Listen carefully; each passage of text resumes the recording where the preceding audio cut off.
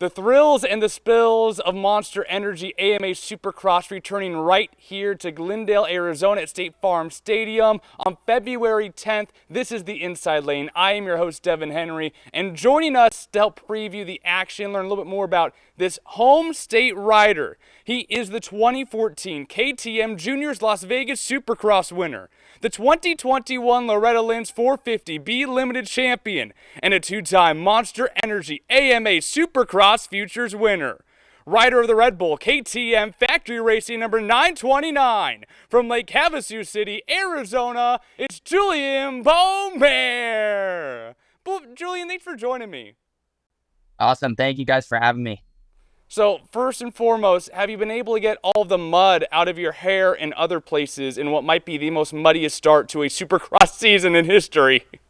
Yeah, for sure. I was able to get it out. Unfortunately, after San Diego, we continued to get rain, so I rode more mud on Monday and Tuesday, and then finally was able to get out of it for Wednesday. So, yeah, it's been a muddy 2 weeks, but yeah, happy it's back to the dry racing this weekend.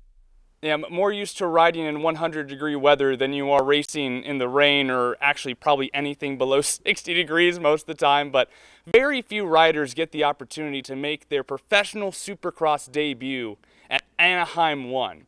You got the opportunity to do that, and in the Daytona 500 of Supercross, you led all 250 riders in Q1, you led the first lap of your heat race, you won the whole shot, and led lap 1 of the main event, and you brought home a 6th place finish. I know that's a few weeks ago now, but looking back on your professional Supercross debut, how do you put into words the magnitude of what that day meant to you, not as a professional rider, but just as a 17-year-old kid trying to make a dream come true? Yeah, for sure. It was definitely a nerve-wracking day. Obviously, the hype of A1 is very big, so I was definitely nervous leading up to it, and definitely nervous in the heat race. But I think after the heat race, it hit me and the nerves were gone. And I was good for the main event. So that was actually really good. I was happy to get all the nerves out in the heat race and be 100% ready to go in the main. Unfortunately, the last 5 minutes of the main didn't go my way, and I didn't ride how I was the first 10 minutes. But other than that, we were very happy with the way A1 went, and happy to get going back here in A2 for another dry race. And almost ready to head to Glendale, back to your home state, a place where you have won in Supercross in the Futures category. And that was almost like 10-ish months ago now. I mean, it hasn't even been a full year since you were on top of that podium here in your home state. And less than 300 days later, you are training with some of the best like Justin Barcia and Chase Sexton. I mean, how has your definition of normal or a normal day changed in the past year? Yeah, for sure. I think it's changed a lot. A year ago, there was days we didn't know what track we were riding.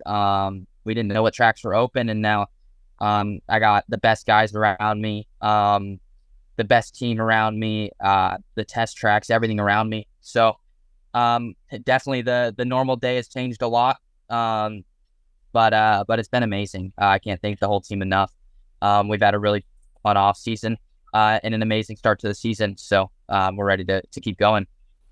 And I feel like a normal in the world of Supercross that's changed over the past many years is all the inclusion now of French riders coming and riding. And of course, with Factory KTM, Marvin Musquin was such a large part of this program for so many years. Your East Coast teammate, Tom Vial, he's from France. Your dad, he is French. And then there's more French riders running 250, running 450. I mean, is your family a little impartial to all these French riders here making their way in Supercross? Yeah, for sure. I think it's amazing though that we have all the guys coming from Europe. I think a big thing like with Prado coming over this year, it's hard for them to get acclimated because they don't have Supercross in Europe. So obviously they come over here and they have to get used to it. So but I think it's amazing.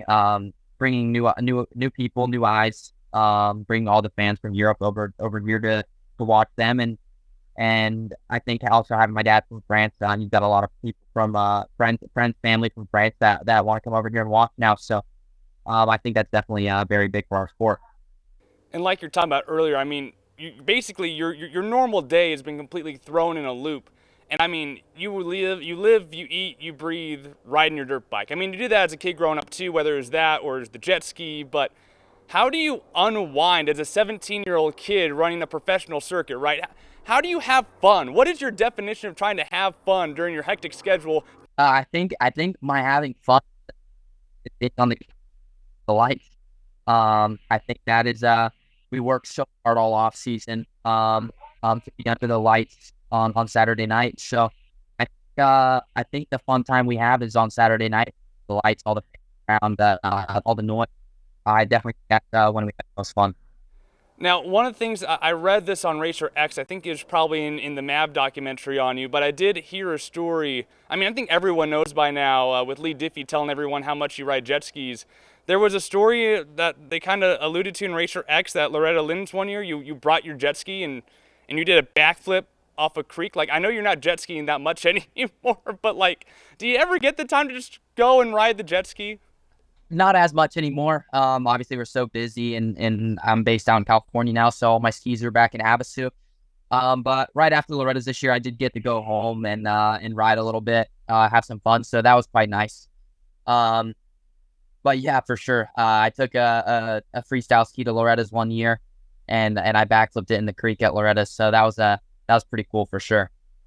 Loretta Lynn's, I need to get over there sometime. Just looks like a party with some dirt bike racing happening on the side. But real quick before I let you go, I do got to dig into what's happening here on February 10th, coming back to your home state. I know it's a few hours away from home, but nonetheless, this place is now special to you down here in the valley, being your win in Futurecross Supers and kind of being one of those steps that's brought you to where you are now. But you told me back after the win last year, you have a lot of family in the area, and after winning that race, being with your family, and it kind of changing the trajectory of your career, what would it mean to come back here, and what does it mean just in general to be able to come and race here again, this time as a professional in the 250 class?